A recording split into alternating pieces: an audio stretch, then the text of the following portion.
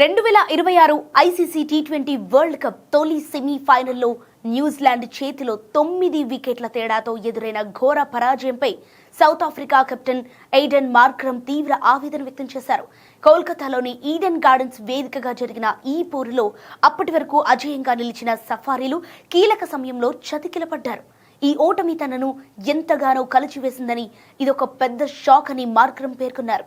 Pitch పరిస్థితులను అంచనా వేయటంలో విఫలమయ్యామని, బ్యాటర్లు మరింత వేగంగా ఆడి ఉంటే 190 పరుగుల మార్కును చేరేవాళ్లమని ఆయన అభిప్రాయపడ్డారు. ముఖ్యంగా కివీస్ బౌలర్ల కట్టుదిట్టమైన బౌలింగ్ తమపై ఒత్తిడి పెంచిందని, బంతి ఆగి రావటం వల్ల పరుగులు తీయటం కష్టమైందని నిజాయితీగా అంగీకరించారు.